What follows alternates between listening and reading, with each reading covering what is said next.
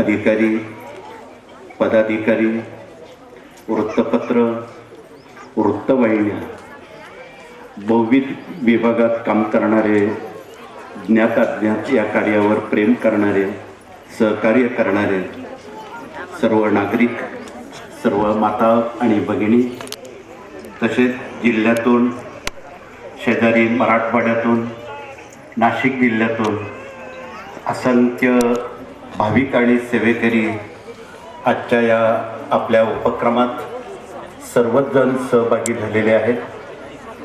त्या सर्वांना हे नवीन वर्तृत्वाचं जावो अशी स्वामीचरणी विनंती प्रार्थना आहे. आजच्या या आपण पुण्यनगरीत गेली अनेक दशकं स्वामी सेवा आणि या सर्व देवदैवतांच्या सेवेत सहभागी झालात.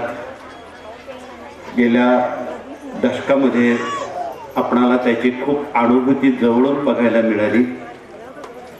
तथापि उद्याची जी नवी पिढी आहे त्यांना सन्मार्गाला लावण्यासाठी, त्यांना त्यांच्या पायावर उभं करण्यासाठी, त्यांचं आरोग्य चांगलं राहण्यासाठी, ते निर्व्यसनी होण्यासाठी, ते सदैव शाकाहारी राहण्यासाठी हा सर्व खटाटोप या कार्यातून बहुविध विभागापैकी 18 विभागातून केला जातो.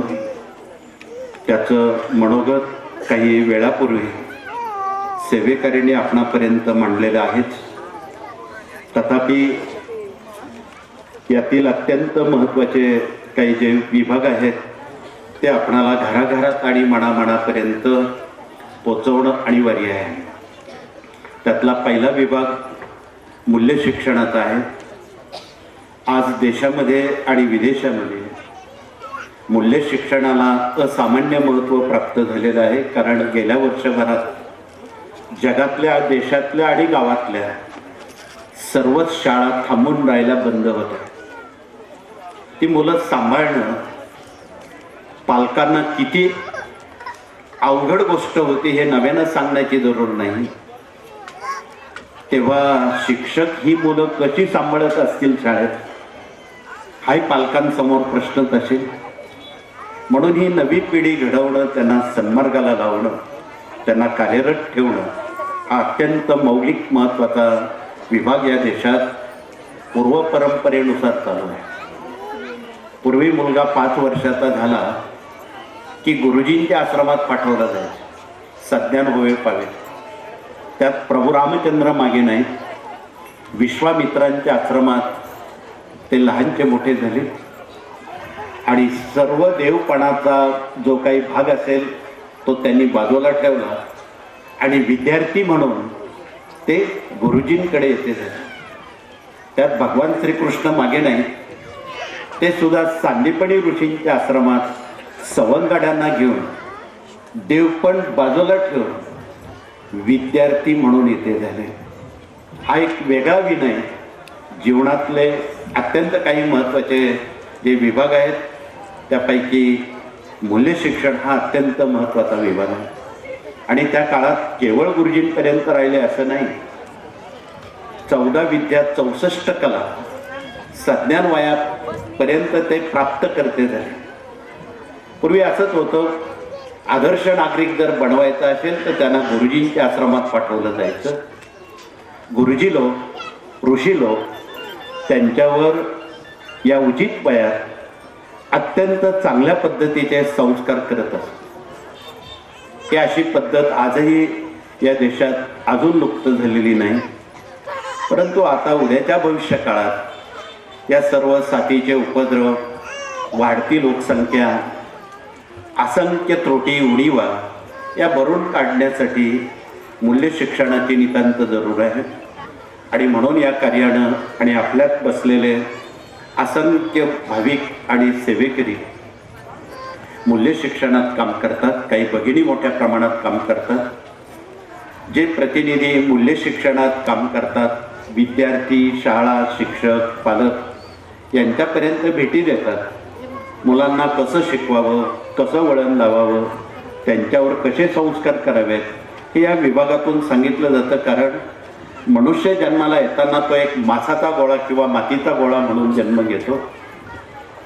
तो उपजत ज्ञानी नसतो, त्याला खूप संस्कार करावे लागतात, तेव्हा त्याचा मानव होतो. अशा मानव जातीला 5 मार्गदर्शक गुरु असणं आवश्यक आहे. त्यात पहिले गुरु आई वडील आहेत. लालन पालन संगोपनाचा कालावधीनंतर आपण दुसऱ्या गुरूंकडे पाठवतो. प्राथमिक शिक्षण शिकवणारे दुसरे गुरु आहेत आणि उचित काळात प्राथमिक गुरुजी त्या बालगोपालांवर घडवण्याचा प्रयत्न करतात, शिकवण्याचा प्रयत्न करतात. आई वडिलांच्या नमस्कार करण्यापासून तर बुद्धीची जी दैवता आहेत त्यांची स्तोत्र मंत्र मुखोद्गत करण्यापर्यंत मेहनत. तिसरे गुरु उच्च शिक्षण शिकवणारे आहेत. त्या शिक्षणानंतर उच्च शिक्षणात अजून पुढचा टप्पा, अजून पुढचा अभ्यास शिकवला जातो आणि स्वतःच्या पायावर कसं राहावं या संदर्भात व्यावसायिक शिक्षण त्यातून शिकवलं जातं. त्यांना तिसरे गुरु म्हणतात. चौथे गुरु स्वतःच्या पायावर उभं करणारे असतात. मग त्यात उद्योग आहे, व्यवसाय आहे, नोकरी आहे, शेती आहे, व्यापार आहे, या संदर्भात मार्गदर्शन करणारे चौथे गुरु आहेत. एकदा त्या चौथ्या गुरूंचंही काम झालं आणि तो त्याच्या पायावर उभा राहिला की पालक लोक कुटुंबाची जबाबदारी देतात, त्याला ग्रहस्थाश्रमी बनवतात. तोपर्यंत त्याचं वैयक्तिक जीवन असतं, नंतर त्याच्या कौटुंबिक जीवनात भर पडतो. हा सारा कुटुंबाचा भार वाहता वाहता तो अगदी म्हातारा होतो आणि हे सर्व होत असताना अनेक प्रकारच्या चिंता, काळजी, जबाबदारी यात तो घडून जातो. परंतु हरवलेली मनशांती शोधण्यासाठी तो अनेक तीर्थक्षेत्रांना जातो. 4 धाम, 8 धाम, अनेक धामात जातो. परंतु तेवढ्या मंडपात, तेवढ्या मंदिरात बसेपर्यंत ती मनशांती असते. पुन्हा तो घरी आला की रे माझ्या मागल्या. पुन्हा ती हरवलेली मनशांती शोधण्यासाठी तो जंग पछाडतो, पण फार कमी लोकांना ती मनशांतीपर्यंत पोचता येते. खरं तर मनशांतीपर्यंत पोचायचं असेल तर अध्यात्माशिवाय दुसरा मार्ग नाही. म्हणून आपण अध्यात्मात योग्य मार्गदर्शन, पारदर्शक पद्धतीत आणि आपले जीवनादर्श आदर्शवत ठेवणारे असे गुरु जर मानव जातीला असे 5 गुरु लागतील तर माणूस घडतो आणि मानव त्याचा होतो. म्हणून मानव होण्यासाठी या 5 मार्गदर्शक गुरुजींची जनतेला, देशाला, मानव जातीला नितांत जरूर आहे. म्हणून ही लक्षणं ओळखून पूर्वाश्रमी ऋषीमुनींनी या 5 गुरूंचं मार्गदर्शन या भारतीय संस्कृतीतून उभं केलं आणि आज आपण मूल्य शिक्षणाच्या वतीनं नव्या पिढ्यांना याचं पुनरुज्जीवन करण्याला एक संधी दिली आहे. या कार्यात तसे 18 विभाग जरी असले ते तसे अजून अनेक विभाग आहेत, परंतु यातले हे मुख्य 18 विभाग आहेत. जसं गीतेला 18 अध्याय आहेत, तसं या कार्यातले हे प्रथम दर्शनी 18 अध्याय आहेत, 18 विभाग आहेत. त्यातला पुढचा विभाग प्रश्न उत्तर विभाग आहे. आपल्या पुण्यनगरीत, आपल्या तालुक्यात, आपल्या जिल्ह्यामध्ये गेल्या 50 वर्षापासून बहुविध ठिकाणी जिथे जिथे दैनिक साप्ताहिक सेवा केंद्र आहे त्या ठिकाणी प्रश्न उत्तर करण्याची परंपरा अजून चालू आहे की अडलेले, गोरगरीब, दुःखित, गरजू, पीडित या सर्व भांबावलेल्या जणांना मनशांतीपर्यंत पोहोचवण्याचं काम प्रश्न उत्तरातून केलं जातं. आज आपल्यात प्रश्न उत्तर करणारे प्रतिनिधी तथा भगिनी प्रतिनिधी, पुरुष प्रतिनिधी आलेले आहेत. त्यांनी कृपया या विभागाच्या वतीनं, जिल्ह्याच्या वतीनं आपण उभं राहून आपला परिचय देणं योग्य ठरणार आहे. धन्यवाद. संख्याबळ जर बघितलं तर आपणाला अजून आपल्या तालुक्यात किमान कमीत कमी 1000 तरी प्रतिनिधी प्रश्न उत्तर विभागात काम करणारे असले तर एवढ्या मोठ्या गर्दीला आपण निश्चितपणे यशस्वी करू शकू. म्हणून त्या 1000च्या पटीनं या कार्यशाळेत आपण तयार व्हावं आणि जनमानसापर्यंत एक विश्वास आपण संपादन करणं ही आपली नैतिक जिम्मेदारी राहणार आहे. प्रश्न उत्तर विभागात तशा खूप समस्या आहेत आणि जगात देशात आणि गाव पातळीवर समस्या कमी नाही. आम्ही रोज हजारो लाखो जनतेसमोर सामोरं जाताना अनंत समस्या लेखी स्वरूपात येतात. मुलं हट्टीपणा करतात, आईवडिलांचं काम ऐकत नाही, शेजारच्यांचं पटकन ऐकतात. उलट ते शेजारचे लोक म्हणतात एवढी चांगली मुलं आणि तुम्ही त्यांना उगाच नावं ठेवता, परंतु त्यातला कार्यकारण भाव कळत नाही. काही हट्टी तापट मुलं आहेत, काही कुटुंबामध्ये काही व्यसन करणारे सदस्य आहेत, काही धूम्रपी आहे, मद्यपी आहे, अन्य व्यसन करणारी आहे. या सर्व व्यसनांना आणि कृतीला आमच्या भारतातल्या साऱ्या भगिनी तशा कंटाळलेल्या आहेत. त्यातून काहीतरी सुटकेचा निश्वास या कार्यातून सुटावा म्हणून त्याचा अथक प्रयत्न आहे. म्हणून लेखी स्वरूपात या कार्यातून त्याचं उत्तर देताना हट्टी तापट, आजारी, विकलांग, मद्यपी, धूम्रपी, काही विवाहाचे प्रश्न आहेत, काही अपत्याचे प्रश्न आहेत, शिक्षणाचे नोकरीचे प्रश्न आहेत, शेतीचे प्रश्न आहेत, व्यापाराचे प्रश्न आहेत, उद्योगाचे प्रश्न आहेत आणि शेवटचा प्रश्न मनशांतीचा आहे. अशा डझनभर समस्या देशात अनेकांना भेडसावत आहे आणि यातून त्यांना सुस्थिर करण्याचं काम या प्रश्न उत्तर विभागातून काही सेवा सांगितली जाते. त्यात कदाचित स्वामी चरित्र सारामृत रोज 3 अध्याय वाचलं जावं असं सांगितलं जातं. रोज स्वामींच्या 11 माळा जप करण्यात सांगितलं जातं. पंचमहायज्ञ एक सोपी कृती ती भगिनी रोज करतात. त्यानंतर काही स्तोत्रमंत्र सांगितले जातात. तर विद्यार्थ्यांना बुद्धीच्या स्तोत्रमंत्रांपैकी गणपती, मारुती, सरस्वती, गायत्री यासारखी स्तोत्रमंत्र शिकवली जातात, सांगितली जातात. अन्य काहीतरी पुटपुटत बसण्यापेक्षा देवाधर्माच्या अध्यात्माची जर काही स्थिती जर त्यांच्या मुखावर आपण पोचवली तर त्याचे खूप चांगले परिणाम होऊ शकतात. कारण आपण 1 मे रोजी मागच्या सरस्वतीचं जन्म ठिकाण आंध्र प्रदेशाच्या सरहद्दीवर महाराष्ट्राच्या बासर म्हणून आहे. ते सरस्वती मातेचं जन्म ठिकाण आहे. परंतु कोरोनामुळं आपणाला त्या ठिकाणी जाता आलं नाही. तो कार्यक्रम आपण यूट्यूबवर सर्वांच्या घरी घेतला. कदाचित आपणापर्यंत तो पोचला असेल आणि जगात त्या दिवशी एका मिनिटाला एकाच वेळी 67 कोटी विद्यार्थ्यांनी त्याचा लाभ घेतलेला. म्हणून आपल्याला निवेदन आहे की त्या सरस्वती स्तोत्रा मंत्रांचं आणि बुद्धीच्या दैवतांचं महत्त्व ग्रामीण भागात मुलांच्या मनापर्यंत, बुद्धीपर्यंत पोचवणं क्रमप्राप्त आहे. आणि दर शुद्ध पंचमीला आणि येणाऱ्या 15-16 फेब्रुवारीला ललिता पंचमी, त्या दिवशी सर्व पालक गुरुजनांना एक कळकळीचं निवेदन आहे. तुम्ही विद्यार्थ्यांसाठी त्यांच्या जिभेवर सदा सर्वदा सरस्वतीचा आशीर्वाद वास असावा म्हणून आपण एक अर्धा मिनिटाची कामगिरी आहे. एक दर्भाची किंवा सोन्याची काडी घेऊन ती मधात बुडवून मराठीमध्ये ऐम हा जो शब्द आहे तो सरस्वतीचा बीजमंत्र आहे. म्हणून इथे जे आमचे प्राचार्य प्राध्यापक बसलेले आहेत, पूर्वी जुने हाडाचे शिक्षक कुठलाही निबंध लिहिताना, पत्र लिहिताना पत्राच्या वरती ऐम हा शब्द लिहायचे. सरस्वतीला मानवंदना करून ते लेखणी चालवायचे. ते त्या क्षेत्रामध्ये यशस्वी झाले. म्हणून विद्यार्थ्यांसमोर या सर्व बाबी मांडणं, ते समजून सांगणं खूप हिताचं राहणार. त्यांचा नंबर गुणवत्ता यादीत यावा.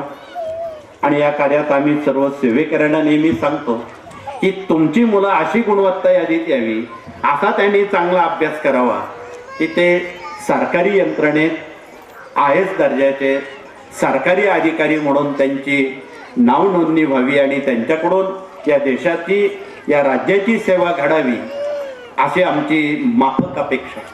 आणि सुदैवानं आज महाराष्ट्र राज्यामध्ये बरेच कलेक्टर, बरेच IPS अधिकारी ही सेवेकऱ्यांची मुलं आहेत. ही आनंदाची गोष्ट आहे. परंतु ते विसरणार नाही म्हणून त्यांना सतत आठवण करून देणं हे आपलं काम आहे. या विभागातून प्रश्न उत्तर आणि मार्गदर्शन विभागातून या साऱ्या बाबी जनहित, राष्ट्रहित या गोष्टी ओळखल्या जातात आणि त्यांच्यापर्यंत पोचण्याला एक संधी दिली आहे. पुढचा विभाग विवाह मंडळ आहे. आपल्या तालुक्यामध्ये, आपल्या जिल्ह्यामध्ये विवाह मंडळात काम करणारे बरीच आता नवी माणसं पुढे आली आहेत, काही जुनी माणसं पुढे आलेली आहेत. जे विवाह मंडळात काम करतात, ज्या भगिनी काम करतात, त्यांनी क्षणभर उभं राहून आपला परिचय देणं उचित ठरणार आहे. विवाह मंडळ धन्यवाद. पण आता हे कमी प्रमाणात चालणार नाही, याची संख्या सुद्धा तुम्ही हजारापर्यंत पोहोचवा. कारण इथे जे पालक बसलेले आहेत ते काही हजाराच्या पुढे आहेत, म्हणून त्यांच्यापर्यंत पोहोचायला आपल्याजवळ बळही तेवढं पाहिजे, संख्याबळ पाहिजे. आणि या कोरोनाने एक चांगली गोष्ट शिकवली. गेल्या वर्षभरात जी काही लग्न झाली ती अत्यंत कमी संख्येत झाली. ही जरा आपल्या जिल्ह्याच्या दृष्टीनं चांगली बाब आहे, कारण आपल्या जिल्ह्यामध्ये असंख्य काही जुन्या प्रथा परंपरा या कोरोनानं थांबवलेल्या आहेत. अगदी सुपारी जरी फोडायची असली हजारो लोकांना बोलवायला लागायचं. अमुक आल्याशिवाय सुपारी फुटत नाही, तमुक आल्याशिवाय सुपारी फुटत नाही. सगळे रुसवे फुगवे मान सन्मान सांभाळून या सगळ्या गोष्टीत कामं करावं लागायची. पण आता तसे दिवस राहिले नाही. आम्ही काही गेल्या वर्षभरात राज्यामध्ये 15-20 लोकांमध्ये मुलामुलींची विवाह लावली, इतक्या सोप्या पद्धतीत. आणि त्यांचं एवढं चांगलं झालं, भलं झालं की खर्चाला बचत, ऋण काढून सण करण्याला थांबवलं. आपल्या जिल्ह्यात पूर्वी ऋण काढून सण करण्याच्या पद्धती होत्या गेल्या 40-50 वर्षापूर्वी. त्या आता कुठेतरी थांबत चाललेल्या आहेत आणि थांबवणं क्रमप्राप्त. या साऱ्या बाबी अनिष्ट प्रथा, अनिष्ट रूढी भविष्य काळाला थोपवणं थांबणं क्रमप्राप्त आहे. म्हणून अत्यंत कमी पैशामध्ये अर्थ किंवा त्याची अनाठय अपव्य होणार नाही एवढी काळजी घेऊन आपण मुलामुलींची विवाह करताना गेल्या 70 वर्षात या कार्यातून आज तगायत राज्यात देशात जेवढी विवाह झाली, आज तगायत एकही घटस्फोट फारकती झालेल्या नाही. म्हणून आपलं जीवित सुखी करायचं असेल तर आपणाला या कार्यातून विवाह मंडळ कसं काम करतं हे तळागाळात पोचवणं क्रमप्राप्त आहे. म्हणून साखरपुड्यासारख्या छोट्या खाडी कार्यक्रमात अत्यंत अल्प खर्चानं, कमी गर्दीनं मुलामुलींची विवाह लावताना रुसवे फुगवे मान सन्मान अपमान ह्या गोष्टी आता कायमच्या थांबवाव्यात, त्या सोडून द्याव्या. तरच आपलं भलं होईल, तरच सुखशांती मिळेल. या बाबी न विसरता आपण करणं हाही संदेश सामाजिक पद्धतीने आपणाला सर्वांपर्यंत पोचवणं हे योग्य ठरणार आहे. पुढचा विभाग कृषी आहे. आमचे अधिक साहेब कृषी मंत्री असताना राज्यामध्ये आम्ही खूप मेळावे घेतले, सुमारे 1000 मेळावे गडचिरोलीपर्यंत घेतले.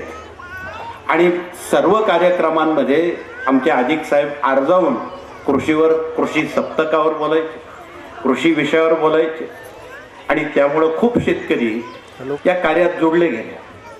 म्हणून या कृषी विभागाच्या वतीनं कालच्या पंधरवाड्यात भारतामध्ये आपण रोज 1100 गावं दत्तक घेत होतो, त्यात महाराष्ट्र मागे नाही. आणि मोठ्या प्रमाणात पूर्वी आपण शेतकरी मेळावे घ्यायचो, आता त्याचं रूपांतर महोत्सवात झालेलं आहे.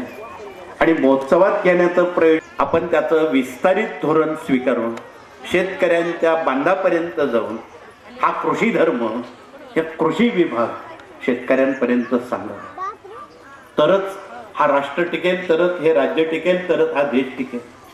नाहीतर अजून काही पुढे कालावधीमध्ये या नकाशावर शेती राहणार नाही.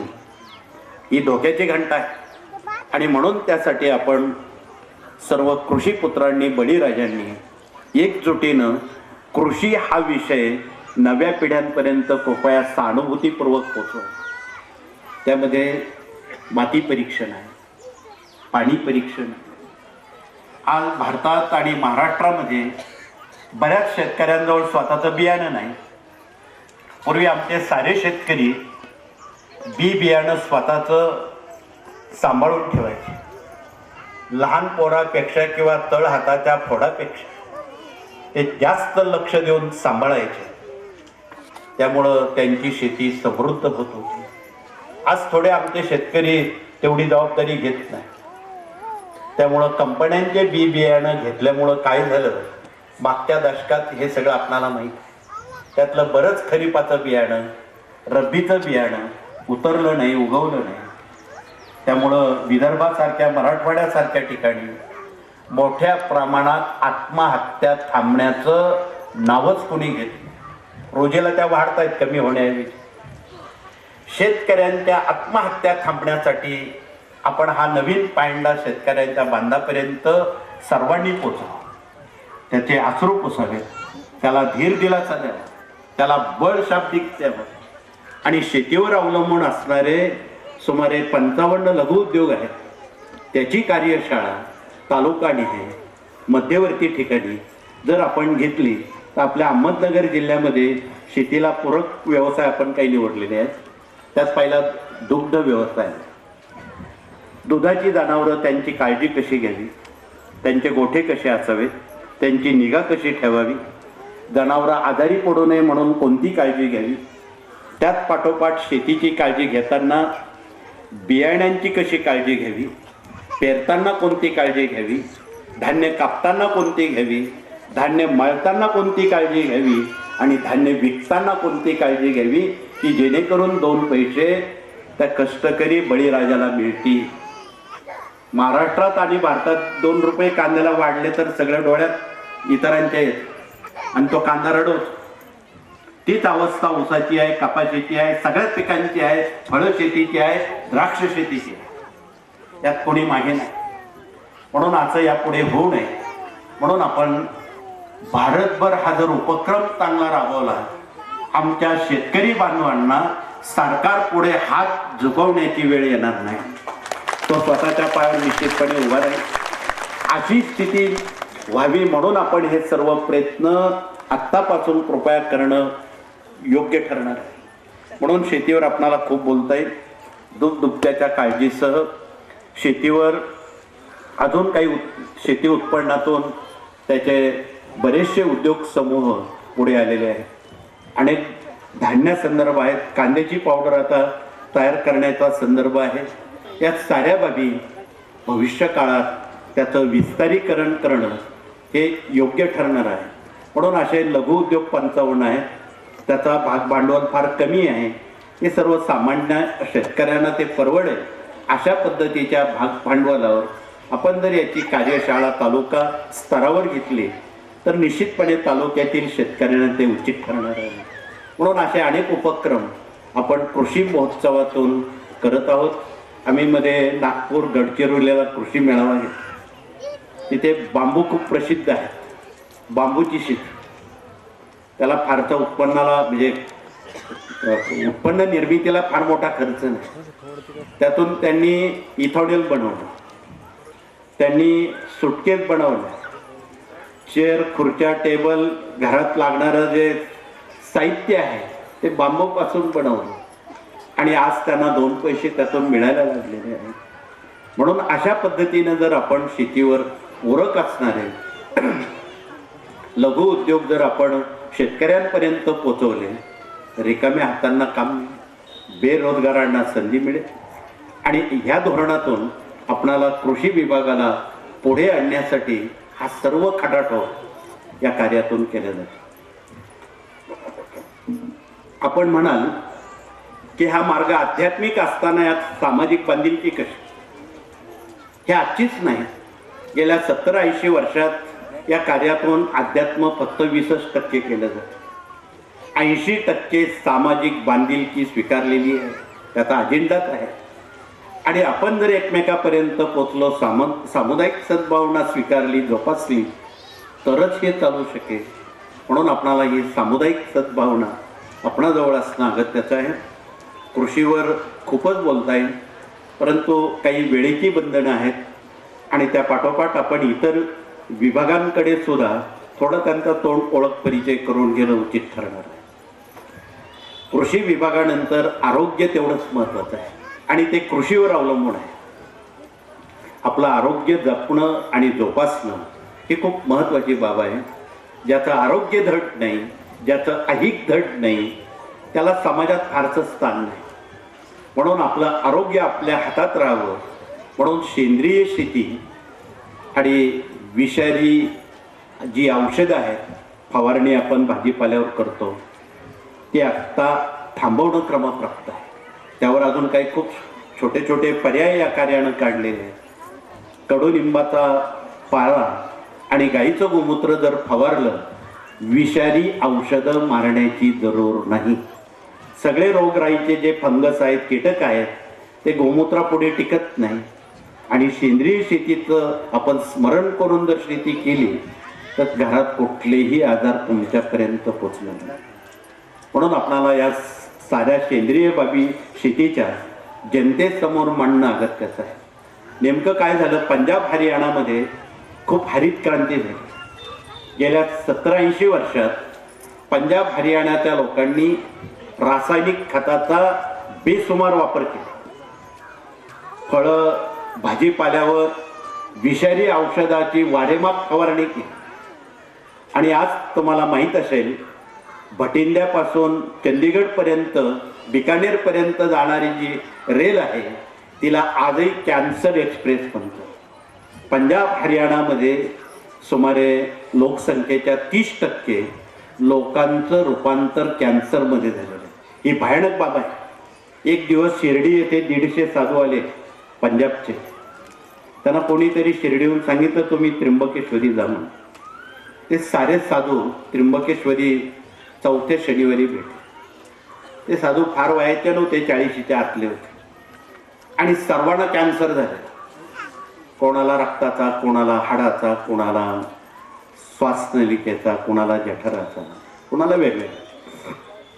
ते सारे हतबल झाले. सुदैवानं आमच्या आरोग्य विभागाकडे हा दवा उपलब्ध होता. इथे असेल आमच्या आरोग्य विभागानं तो दाखवावा. ही सप्तरंगी आहे.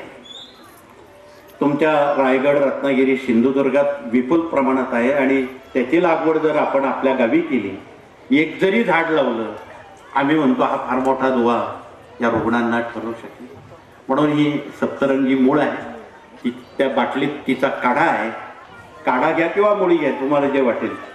ती मुळी जर खडबडीत दगडावर घासून पाण्याबरोबर तो गर आपण रुग्णाला दिला, साधारण 1 महिन्याभरात ते 40 दिवसांत कुठलाही कॅन्सर ही वनस्पती बरा करते. आणि गेल्या दशकामध्ये सुमारे जवळपास 3 लाख रुग्णांना या दव्यानं ठणठणीत केलेलं आहे, बरं केलेलं आहे. आज ते समाजात उठतायत, बसतायत, त्यांचं जीवित आता सुधारलेलं आहे.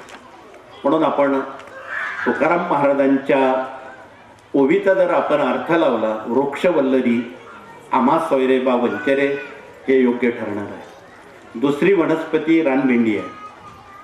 आपल्या जिल्ह्यामध्ये पूर्वी मोठ्या प्रमाणात गुराळं गुळ बनवायचे. त्या गुळामध्ये या वनस्पतीचा रस टाकला जायचा. ऊसामध्ये या वनस्पत्या आरजावून उगवायच्या. तिला रानभेंडी म्हणतात. आणि हिचं मूळ चांगल्या मधाबरोबर घासून रुग्णाला जर दिलं 4-5 वेळेस, तर घशाचा, जिभेचा, रक्ताचा आणि मेंदूचा कॅन्सर ती बरा करते. 21 ते 1 महिन्याभरात, 3 आठवड्यात, 3 ते 4 आठवड्यात कॅन्सर बरा करण्याची क्षमता या वनस्पतीची आहे.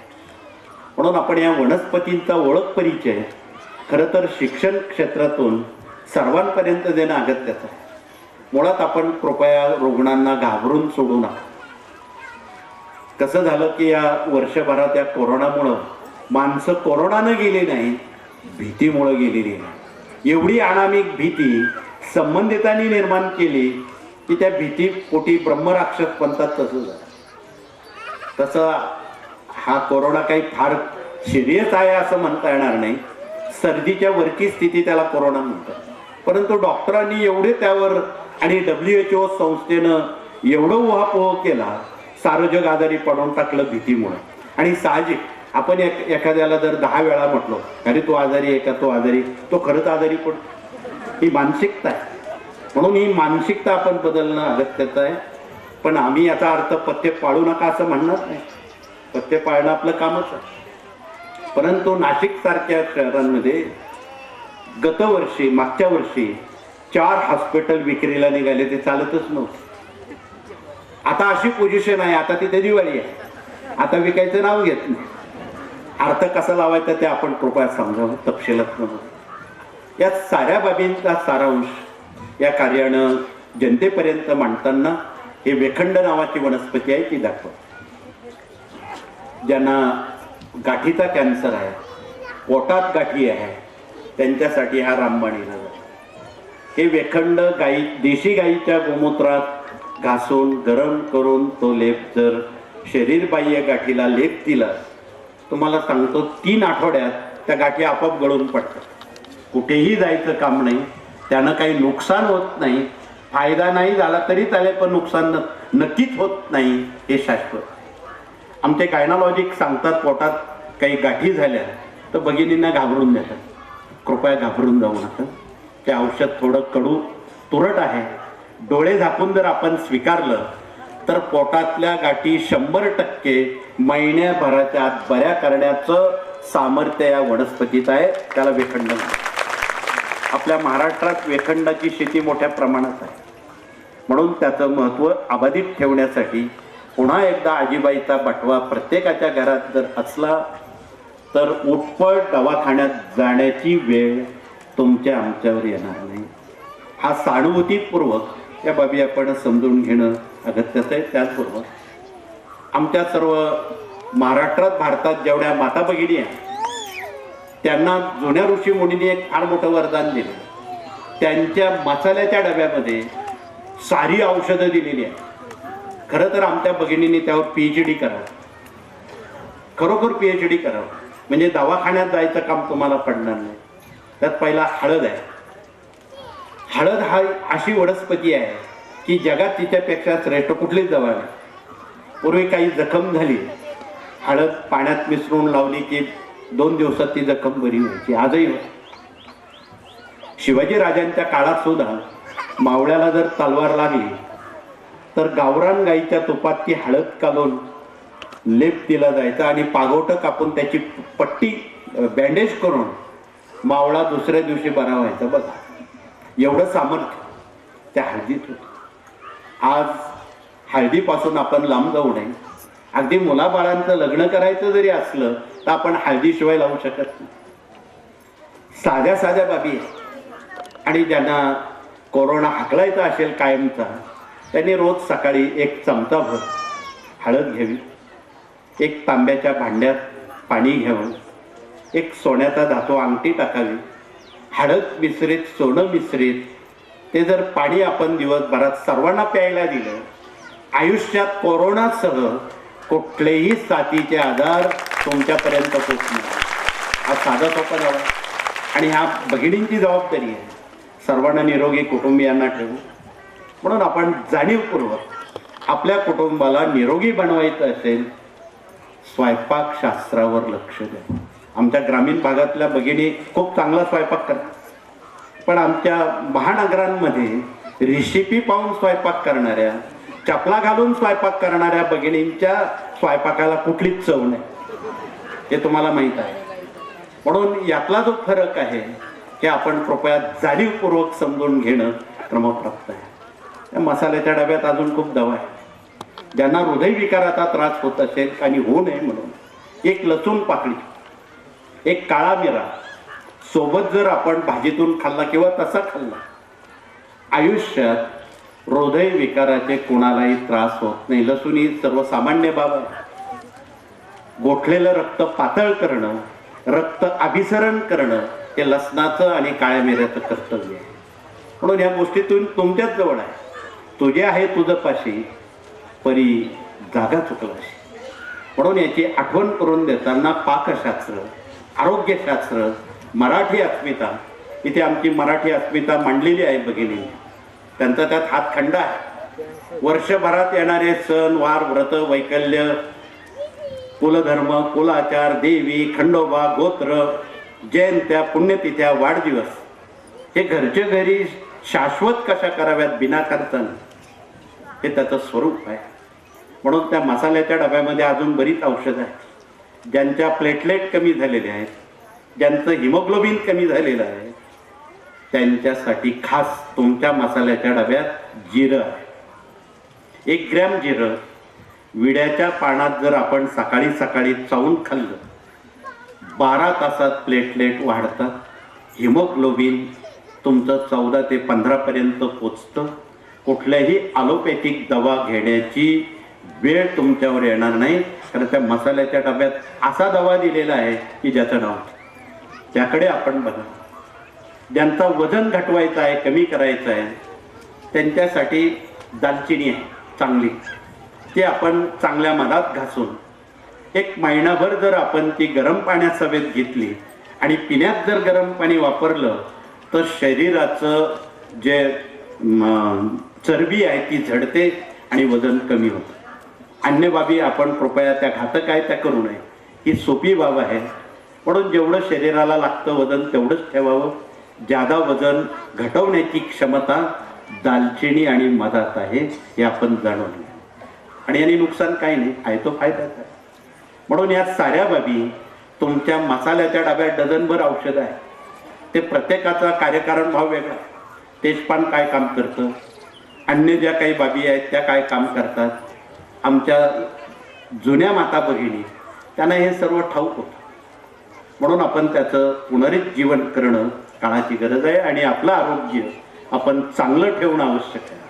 आरोग्य चांगलं तर सारं काही चांगलं.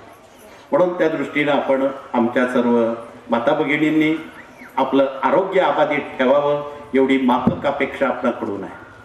पुढचा विभाग आरोग्यानंतर वास्तुशास्त्र विभाग आहे. आपल्या मार्गात बरेच इंजिनियर आता कामाला लागलेले आहेत.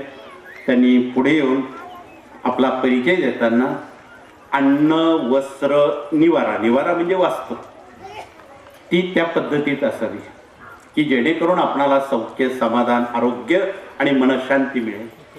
त्यासाठी वास्तूची रचना कशी असावी.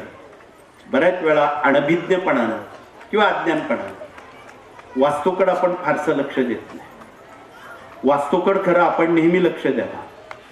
वास्तूचं वास्तू पण टिकवायचं असेल आणि बऱ्याच वेळा काही कुटुंब त्या वास्तूतून कर्जबाजारी होतात, जीवाचं बरं वाईट करतात. अशाही काही घटना घडतात. त्याची कारणं आपण शोधणार आहोत. विशेषतः जी माणसं कर्जबाजारी होतात, ज्या घरामध्ये भिंतींना तडे पडलेले आहेत, तिथे हमेशा वादविवाद भांडणं होतात. बघा, तुम्ही बारकाईने लक्ष द्या. ज्या घरामध्ये बंद पडलेली घड्याळं आहेत, ज्या ठिकाणी फाटके कपडे आडगळीत टाकलेले आहेत, फुटकी भांडी आडगळीत टाकलेली आहेत, तुटलेल्या चपला सांभाळून ठेवलेल्या आहेत, अशा कुटुंबात डोक्यावर कर्ज वाढतं कमी होण्याऐवजी.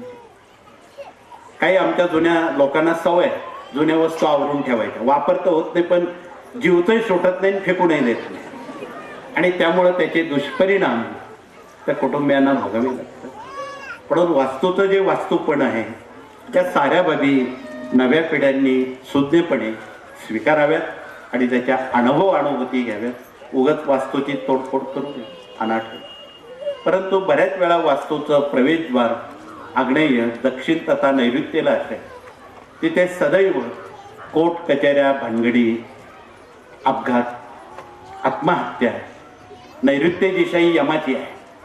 आणि चुकून त्या दिशेला जर दरवाजा असेल, नको त्या गोष्टी घडतात. आपल्याला जे आवडत नाही त्या गोष्टी घडतात.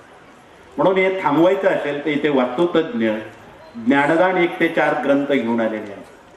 त्या ग्रंथाची जर तुम्ही पानं चाळली तर त्यावर जे उपाय दिलेले आहेत ते घरच्या घरी आपण करायचे. अगदी सोपे उपाय आहेत, ते तुम्ही घरच्या घरी करू शकाल. अशा पद्धतीच्या ज्या काही उपाययोजना आहेत त्याकडे जर आपण थोडी नजर फिरवली, ती पानं चाळली, तर या संकटातून आपली सुटका होईल. अशा अनेक बाबी या कार्यातून सांगितल्या जातात. पुढचा विभाग कायदेशीर सल्लागार म्हणून या कार्यात आमचे वकील, सेवानिवृत्त न्यायाधीश काम करत असतात. सुदैवानं आपल्या तालुक्यातून पैकी कोणी आलं असेल, यापैकी त्यांनी उभं राहून आपला परिचय देताना गेल्या वर्षभरात आमच्याकडे मुंबई, औरंगाबाद हायकोर्ट नेहमी येतं, सुप्रीम कोर्ट येतं.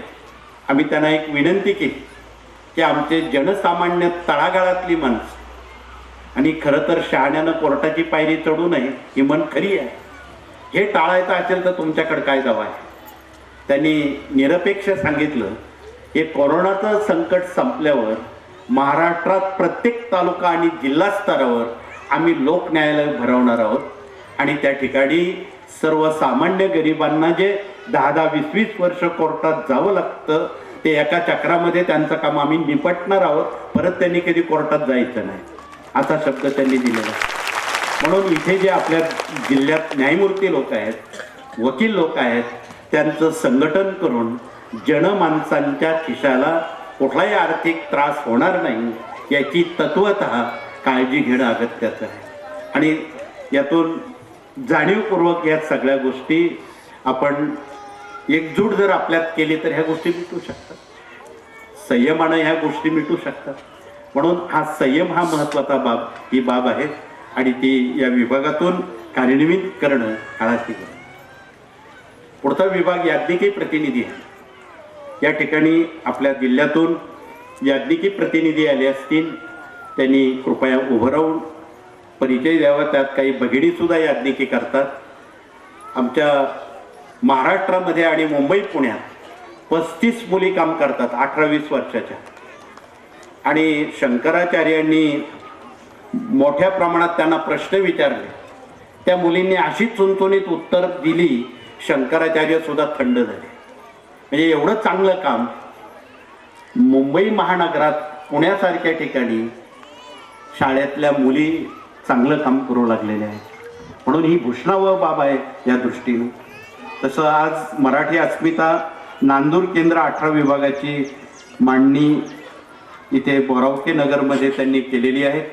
कृपया मराठी अस्मितेतल्या भगिनींनी क्षणभर उभं राहून आपला परिचय देणं उचित ठरणार आहे. धन्यवाद. म्हणून आपण मराठी अस्मितेशी संलग्न असणाऱ्या ज्या बाबी आहेत त्यात भगिनींसमोर आजही 2 प्रश्न निरुत्तरीत आहेत. चिंता निर्माण करणाऱ्या बाबींपैकी 2 प्रश्न आहेत. त्यातला पहिला एक प्रश्न आहे कुटुंबात व्यसनाधीनता.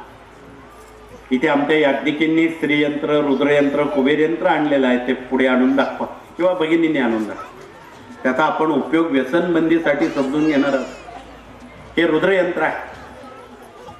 या रुद्रयंत्रावर रुद्राक्षाची माळ ठेवावी, पळीनं पाणी टाकावं किंवा गळती लावावी, त्या यंत्राखाली ताट ठेवावं, अभिषेक होवे पावे तो ते पाणी त्या यंत्रावर पडेल, अभिषेक संपल्यावर ते यंत्र पुसून ठेवून द्यावं. राहिलेलं तीर्थ तुमच्या कुटुंबामध्ये जे काही व्यसनाधीन लोक आहेत, जे मद्यपी आहे, धूम्रपी आहे, मांसाहारी आहे, 17 खोडी असणारे लोक आहेत, तापट मुलं आहेत, त्यांना तुम्ही चहातून, जेवणातून, पिण्याच्या पाण्यातून थोडं थोडं जर ते तीर्थ दिलं, सुंटे वाचून खोकला जाईल आणि महिन्याभरात ती व्यसनं बंद होतील आणि महिलांना त्याचा एक वेगळा आनंद होईल. भारतीय महिला आमच्या कंटाळलेल्या घरातल्या या खोडींना आणि व्यसनाधीन करा. म्हणून त्यांना एक प्रकारचं मानसिक स्वातंत्र्य कुटुंबातून निश्चितपणे मिळू शकेल, यात दुमत नाही. दुसरा प्रश्न, आपण यातून उत्तरातून प्रश्नाकडे आणि प्रश्नातून उत्तराकडे जाण्याचं शिका. दुसरा प्रश्न आहे कर्जबाजारीपणा. भारतामध्ये गेल्या 5-6 वर्षात आर्थिक स्थिती का बिघडली हे तुम्हाला माहिती आहे. नोटबंदी, GST आणि आता कोरोना या धोरणांमुळं देशात छोटे मोठे उद्योग बंद झालेले आहेत. बेरोजगारीची स्थिती देशात आपणा सर्वांना विदित आहे. यातून सावरण्यासाठी आपणाला काहीतरी उपाय करावे लागतील, आध्यात्मिक उपाय करावे लागतील. कारखाने चांगले चालावेत. महाराष्ट्रामध्ये बऱ्यापैकी कारखाने, साखर कारखाने सुद्धा बंद आहेत. ते पुन्हा पूर्वनियोजित चालू हवेत. कामगार, शेतकरी यांना त्याचा फायदा व्हावा, त्यांच्या चुली पेटाव्यात, त्यांना रोजगार उपलब्ध व्हावा. त्या कारखान्यांवरून अजून काय प्रोजेक्ट करण्याला संधी आहे. पण शेतकरी पुढे जावा ही सरकारची मानसिकता दिसत नाही. म्हणून जर इथानॉलला परवानगी दिली मोठ्या प्रमाणात तर परक्यांचं डिझेल पेट्रोल आपल्याला आणायचं कारणच पडणार नाही. भले तुम्ही साखर बनवू नका, नुसतं इंधन जरी बनवलं आज शेतकरी समृद्ध होऊ शकतात, हे वास्तव आहे. म्हणून त्या दृष्टीनं आपल्याला या साऱ्या बाबी सरकार पुढे ठामपणे मांडणं गरजेचं. म्हणून यातल्या आमच्या सर्व शास्त्रज्ञ, कारखानदार या सर्वांनी संबंधित सरकार पुढे या सारखा पाठपुरावा करावा. खूप वेळा पाठपुरावा केला तर त्यांना जाणीव. तर या साऱ्या बाबी शेतकऱ्यांच्या, मानवजातीच्या हितासाठी आहे. म्हणून या सर्व बाबींकडे म्हणताना श्रीयंत्राकडे वळताना हे श्रीयंत्र परत दाखव. हे श्रीयंत्र आहे, त्याची पूर्वपीठिका आपण समजून घेणार आहोत. श्रीयंत्र म्हटलं की त्यावर कमळाची फुलं व्हावी लागतात, कारण ते लक्ष्मीजींचं आसन आहे. ज्यांच्या घरात श्रीयंत्र आहे तिथे लक्ष्मी नारायणांना आशीर्वाद द्यायला यावंच लागतं. आणि भारतामध्ये ज्या भगिनींजवळ श्रीयंत्र, रुद्रयंत्र, कुबेर यंत्र आहे, एवढ्या प्रतिकूल परिस्थितीत आमचं एकही कुटुंब भगिनींचं कर्जबाजारी झालेलं नाही, हे शाश्वत आहे. म्हणून यावर उत्तर देताना हे श्रीयंत्र आहे. यावर कमळं न वाहता तेवढी परवडणारी नाही, ही कमळगड्ड्याची माळ आहे. कमळाच्या फुलातून प्राप्त झालेलं बी, त्याची केलेली माळ, त्याला कमळगड्डा म्हणतात. ती कमळा इतकीच सामर्थ्यशाली आहे, ही त्यावर अर्पण करावी. दुसऱ्या हातात तुळशीची माळ घ्या. आपण भारतीय तुळशीला विशेष महत्त्व देतो, मानतो. ती तुळशीची माळ हातात घेऊन त्यावर भगवान विष्णूंचा मंत्र म्हणावा. विष्णू गायत्री, लक्ष्मी गायत्री, कुबेराचा मंत्र, श्री सुक्त आणि व्यंकटेश स्तोत्र याचं जर आपण नित्यनियमानं सेवा केली तर आपणाला निश्चितपणे त्याची अनुभूती 3 आठवड्यात येते, 21 दिवसानंतर येते. आणि लक्ष्मी कुणाला नको आहे? भारतात आम्ही अनेक भगिनींना विचारलं, लक्ष्मी कुणाला नको आहे? सगळ्यांनी हो म्हणून सांगितलं, आम्हाला हवी आहे. याचा अर्थ आपण कृपया समजून घ्यावा. या विधानाला मोजून अर्धा पाऊण तास वेळ लागतो. ज्या भगिनींजवळ अर्धा पाऊण तास वेळ आहे त्यांची आर्थिक स्थिती महिन्याभरात 100% सुधारेल. पण याचा अर्थ असा नाही देरे हरी पालंगावरी आपल्याला हातपाय हलवावे लागतील. यामध्ये पुढचा विभाग प्रशिक्षण विभाग आहे, दुर्गा अभियान प्रतिनिधी आहे, देश विदेश प्रतिनिधी आहे, स्वयंरोजगार आहे, असे 11 विभाग आहेत. प्रशिक्षण विभागामध्ये आमच्या प्रतिनिधींनी फावल्या वेळात तुम्हाला ज्या ज्या वेळी तासाभराचा वेळ असेल त्याच्यावेळी पंचांग कसं बघावं. आमचे आऊत हाकलणारी मुलं आज चांगल्यापैकी ज्योतिषशास्त्र, हस्तशास्त्र चांगल्यांना समजून सांगतात. सगळी शेतकऱ्यांची मुलं आहेत. आपल्या जिल्ह्यात मोठ्या प्रमाणात शेतकऱ्यांची मुलं याज्ञिकी करतायत. इथे असतील त्यांनी उभं राहून आपला परिचय द्यावा. बहुविध केंद्रांची सेवेकरी शेतकरी ते याज्ञिकी करतायत. शेती करता करता याज्ञिकी करतायत. धन्यवाद. आणि हे सर्व करत असताना आपण या शेतीतला धर्म जो आहे तो आपण जागृत ठेवणं काळाची गरज आहे. म्हणून आपण या सर्व प्रशिक्षण विभागातून आमचे काही लोक हस्तशास्त्रावर अचूक माहिती सांगतात, जुजबी माहिती सांगतात. डावा हात हा भगिनींनी स्वतः कसा बघावा, इतरांना हात दाखवू नका. बरेच लोक हात दाखवून अवलक्षण करून घेते. उजवा हात हा पुरुषांनी स्वतः बघावा. आणि आपल्या हातावर आकाशातले नवग्रहांची स्थानं आपल्याला ओळखता येतात. त्यापैकी अंगठा जो आहे आकाशातल्या शुक्राचा ते स्थान आहे. त्याच्या पृष्ठभागावर, मौसल भागावर उभ्या आडव्या रेषा असतील, तथा त्या ठिकाणी तीळ चिन्ह असेल, तथा त्या ठिकाणी मस असेल, तीळ असेल, मस असेल, काळा टिक्का असेल, अशा व्यक्ती लवकरात लवकर कर्जबाजारी होतात. बघा, बरेच लोक स्वतःचा हात स्वतः बघायला लागून जातात. ते बघावं म्हणून सांगितलं, इतरांना हात दाखवू नये, आपणच आपला हात बघावा. इतपत मार्गदर्शन आपल्या ज्ञानदान 1 ते 4 या ग्रंथांनी आपणापर्यंत दिलेलं आहे. म्हणून आपण त्याची पानं चाळावी. नंबर 2चा जो बोट आहे गुरुचा आहे. त्याच्या टोकावर गोल गरगरीत चक्र असेल. अशी माणसं कर्तबगार आणि स्वतःच्या पायावर उभी असणारी असतात. नंबर 3चा बोट शनीचा आहे. त्यावर गोल चक्र असेल, सरळ उभ्या रेषा असतील, अशा व्यक्ती अति कष्ट करणाऱ्यांपैकी ते असतात. भारतवर्षात आमचा असा एकही शेतकरी आणि कामकरी नाही की त्याच्या मधल्या बोटावर उभी रेष नाही. हे कष्ट करणाऱ्यांचं प्रतीक आहे. ते आपणाला माहीत असावं म्हणून सांगण्याचं प्रयोजन. नंबर 4चा जो बोट आहे तो सूर्याचा तथा रवीचा आहे. त्यावर चक्र असेल. अशा व्यक्ती समाजकारण, देशकारण आणि राजकारण यात यशस्वी होणार आहे.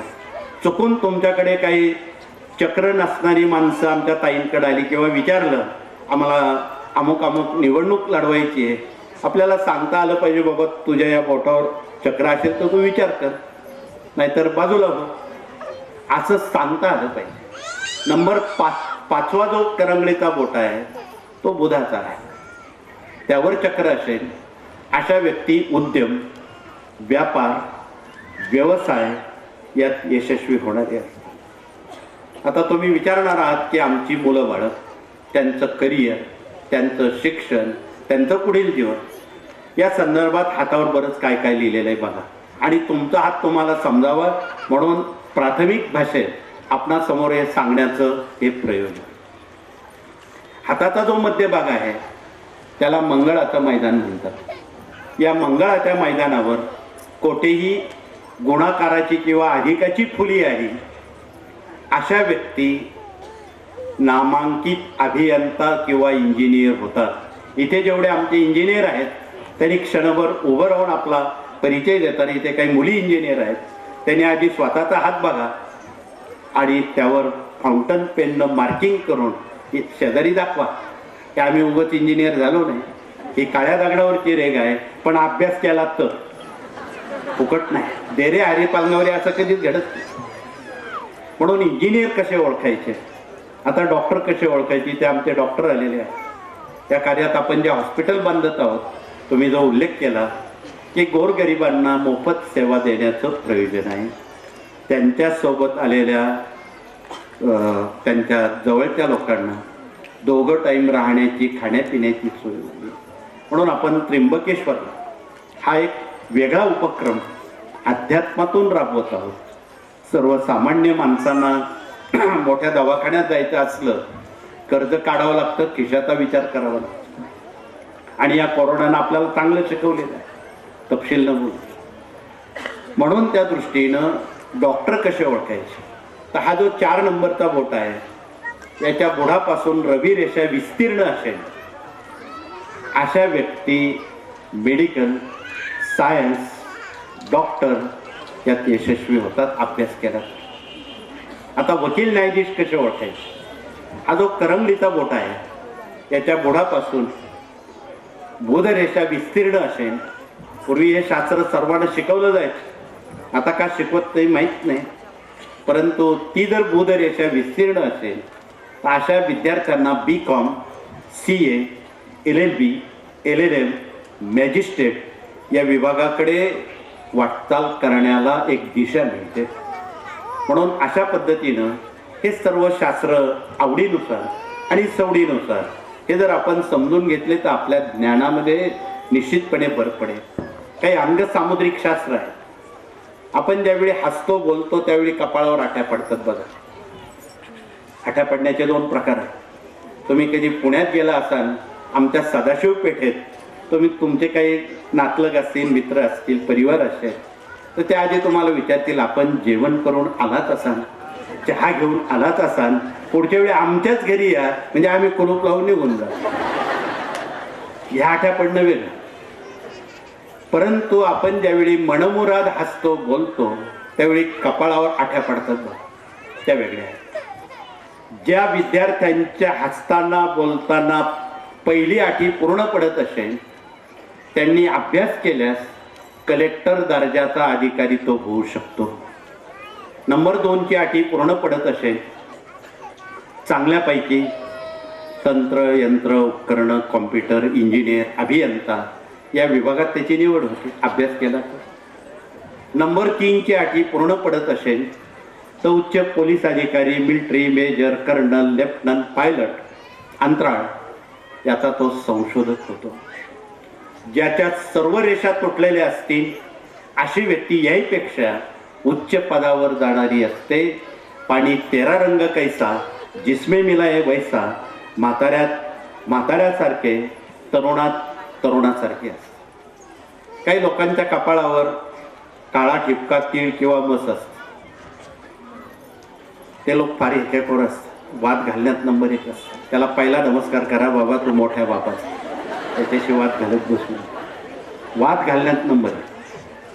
म्हणून अशा काही माणसं ओळखण्याची स्थिती अंग सामुद्रिक शास्त्रात दिलेली आहे. ते आपल्याला ओळखता आली पाहिजे. माणसं कानावरून परीक्षा आहे.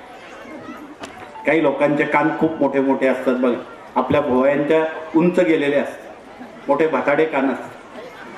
अशा कानाची माणसं एका प्राण्याच्या बुद्धीसारखे राहतात की ज्या प्राण्याच्या पाठीवर रेती विटा वाहिल्या जातात त्या प्राण्याची बुद्धी त्यांची असते. प्राणी कोणता ते तुम्हाला माहित आहे. मध्यम कानाची माणसं चतुर आणि मुत्सदी असतात. ती हुशारच असतात, दुमत नाही. परंतु या देशात भ्रष्टाचार जो बोकाळलेला आहे तो थांबवण्यासाठी वित्त विभाग, बँका, पतसंस्था यामध्ये अर्थकारण भ्रष्टाचाराचं होऊ नये म्हणून आपणाला निवड बारीक कानाच्या माणसाची करावी लागेल. इथे जी काही बारीक कानाची माणसं असतील ते फार काटकसरे आणि कवडी चुंबक असतात, कंजूस असतात. तुम्ही पोराचे पाय पाळण्यात दिसतात असं म्हणतो. मुलांना ज्यावेळी शाळेत पाठवतात त्यावेळी सहलीच्या वेळी आई वडील काही पैसे देतात. बारीक कानाची मुलं जुजबी पैसे खर्च करतात, उरलेले आईजवळ देतात. मग आपण समजून घ्यायचे हे बारक्या कानाची माणसं आहेत. इथे आपल्यातही काही बारक्या कानाची माणसं असतील, त्यांना वित्त विभागाचं काम द्या म्हणजे तुमच्या संस्था नफ्यात येतील. हे अंग सामुद्रिक शास्त्र आहे आणि यात ही सत्यता आपण पडताळून बघणं उचित ठरणार. म्हणून आजच्या कलियुगामध्ये या साऱ्या बाबी, ही सारी शास्त्र गरजेपुरते का होईना आपल्या कानावर असावीत, कृतीत असावीत म्हणून सांगण्याचं प्रयोजन. मी अधिक वेळ घेणार नाही, कारण पुढे अजून काही तालुक्यांना प्रशासकीय बैठकीचं औचित्य ठेवून जाणं अगत्याचं आहे. आपण प्रशासकीय कामामध्ये आजपासून जास्तीत जास्त जनसंपर्क वाढवावा. अपेक्षा असणाऱ्या व्यक्तींपर्यंत आपण पोचवावं, गरजू व्यक्तींपर्यंत आपण पोचवावं. या 18 विभागाचं महत्त्व शेतकऱ्यांसह, कामकऱ्यांसह गरजूंपर्यंत आपण पोचवणं हा आपला धर्म आहे. ही आपली नैतिक जबाबदारी आहे आणि यात आपण ही पूर्ण कराल अशी आम्हाला खात्री आहे. म्हणून आपणाला हे देशभर, विदेशात सुद्धा खूप मागणी आहे. उलट आपण कमी पडतोय. विदेशात 200 देशांची मागणी आहे, आपण जाऊ शकत नाही. आपणाला अनेक बंधनं आहेत. उलट महाराष्ट्रातले 12 कोटी जरी लोक विदेशात गेले प्रचाराला तरी ते कमीच आहे. एवढं काम आहे. म्हणून आपल्याला ह्या कामाच्या सर्व व्यापक स्थिती लक्षात घेऊन दिव्यानं दिवा लावणं, ज्योतीनं ज्योत लावणं आणि सर्वांपर्यंत ज्ञानी करून सोडणं ही आपली नैतिक जिम्मेदारी आहे. म्हणून या विभागातून मुद्रण साहित्य विपुल प्रमाणात आहे. भारतीयांपर्यंत ते पोचावं म्हणून भारतात बोलल्या जाणाऱ्या 9 भाषेत आपण त्याचं भाषांतर त्या भाषेत केलेलं आहे. दक्षिणेत जी 4 राज्य आहेत, केरळ आहे, तामिळ आहे, तेलुगू आहे, कानडी आहे, इकडे गुजरात आहे, बंगाल आहे, पंजाब आहे आणि उत्तर भारतासाठी हिंदी असून जगासाठी इंग्लिश भाषा आहे. या 9-10 भाषेमधून आपण या कार्याचा अंतरंग मुद्रण साहित्यातून जगामध्ये पोचवण्याला सुरुवात केलेली आहे. त्यामुळं मागणी खूप वाढलेली आहे. आपणच कमी पडत आहोत. आपण पोचू शकत नाही हे वास्तव आहे, हे लपवून ठेवता येणार नाही. म्हणून आपल्यातल्या काही तरुणांना विदेशात जायची इच्छा असेल, एक काम करण्याची इच्छा असेल तर आपणाला करू शकता. हे तितकंच महत्त्वाचं आहे. म्हणून आपण हल्ली यूट्यूबवर या गोष्टी जगापर्यंत पोचवण्याला एक नामी संधी मिळालेली आहे. या संधीचं आपण कृपया सर्वांनी सोनं करावं. आपला अहमदनगर जिल्हा हा नेहमीच सामाजिक सद्भावनांमध्ये, सोशल कामामध्ये महाराष्ट्रात पहिला नंबरचा आहे, हे विसरून चालणार नाही. म्हणून त्याचं औचित्य ठेवून आपणाला जनमानसापर्यंत हे पोचवणं गरजेचं आहे. म्हणून पुनश्च आपणा सर्वांना आपल्या जिल्ह्यातील, आपल्या तालुक्यातील साप्ताहिक दैनिक केंद्रात काम करणाऱ्या सर्वच प्रतिनिधींना शुभेच्छा देऊन हे नवीन वर्ष आपणा सर्वांना सुखाचं, समृद्धीचं, कर्तृत्वाचं आणि आरोग्याचं जावो अशी स्वामीचरणी आणि भारत मातेचरणी प्रार्थना करून इथे थांबतो. श्री स्वामी समर्थ. आपलं हे ज्ञान भांडार आमच्या समोर खुलं करण्याची आपली तळमळ, कोणताही विषय सोपा करून सांगण्याची आपली हातोटी, या साऱ्यांमुळं कोणतंही आव्हान, कोणताही विषय आम्हाला कधी कठीण वाटला नाही. आजचा दिवस आपल्याबद्दलची कृतज्ञता या ठिकाणी व्यक्त करतो, आपल्या ऋणात या ठिकाणी राहू इच्छितो. यानंतर पासायदानानं या कार्यक्रमाचा समारोप आपण या ठिकाणी करणार आहोत आणि तदनंतर या स्टेजच्या मागील बाजूस आपल्यासाठी महाप्रसादाची व्यवस्था या ठिकाणी केलेली आहे. सर्वांना विनंती आहे, आपण कृपया जागेवरच बसावं. माऊलींचा आदेश आपल्याला या ठिकाणी आहे. कृपया आपण खाली बसावं. त्यानंतर पसायदान होईल, त्यानंतर माऊली मार्गस्थ होतील आणि त्यानंतर आपण महाप्रसाद घेणार आहोत. विनंती आहे, आपण कृपया खाली बसावं. आणि सर्वांना विनंती आहे, खास या ठिकाणी आपल्यासाठी प्रदर्शन देखील आहे. महाप्रसाद घेतल्यानंतर आपण सर्वांनी या महाप्रसादाचा देखील लाभ घ्यायचा आहे.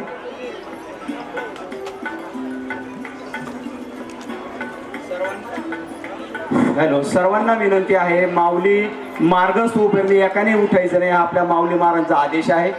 माऊलींचं या ठिकाणी गेल्यानंतरच आपण काय करायचं. कोशोने मज जावे कसाय दान हे जे खळांचे व्यंकटी सांडो तया सत्कर्मे रती वाडो भूता परस्परे जडो मैत्र जीवाचे दुरितांचे तिमिर जावो विश्व स्वधर्म सूर्य पाहो जो जे वांझिल तो ते लाहो प्राणी जात वर्षत सकळ मंगळी ईश्वर निष्ठांची मांदियाळी अनवर्त भूमंडळी भेटतो तया भूता चला कल्पतरूंचे आरव चेतना चिंतामणींचे गाव बोलते जे अर्णव पियोषाचे चंद्रमे जे अलांछन मार्तंड जे तापहीन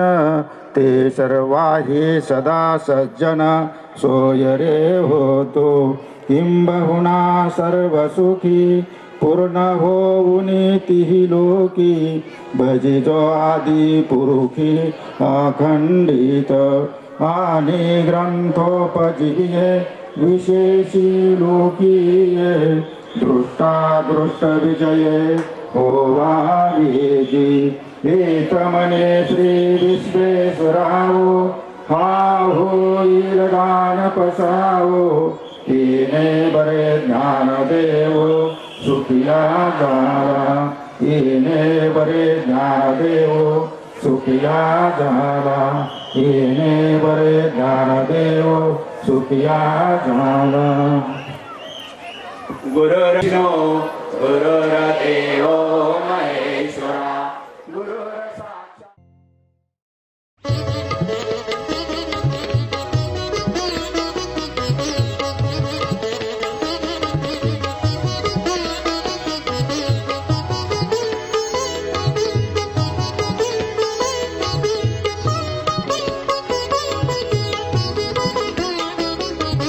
धाव पाव स्वामी समर्था स्वामी समर्था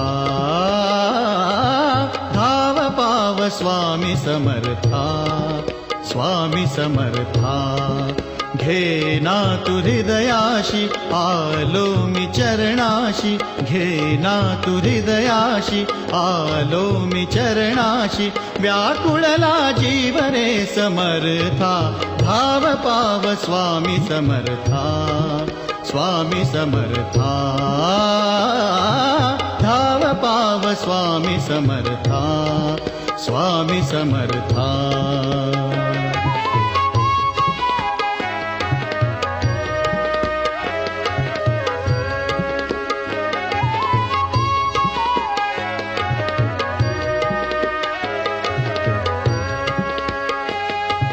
ध्यास आम्हा लागला समर्था समर्था समर्था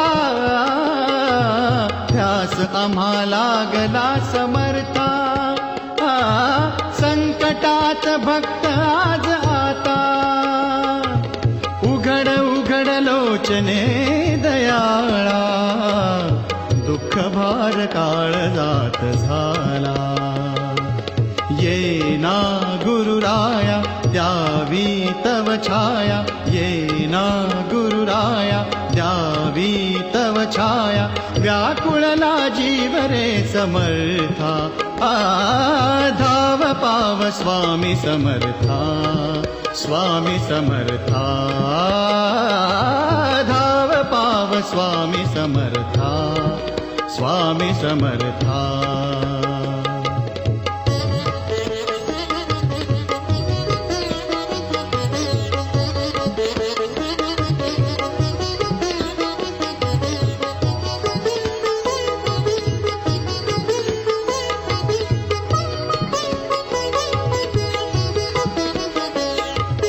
मठातून आज सोहळा भक्तिसूर आज जागला रे म पद प सारे म प म रे म पद प सारे म प म प प ग रे नि सारे म पद पद प मठातून आज सोहळा भक्तिसूर आज जागला अधीर अधीर चित्त बोलते हैं गुरु प्रसाद नित्य मांगते हैं न्या हो मुक्तीला द्या शांती चित्ताला न्या हो मुक्तीला द्या शांती चित्ताला व्याकुळला जीव रे समर्था धाव पाव स्वामी समर्था स्वामी समर्था धाव पाव स्वामी समर्था स्वामी समर्था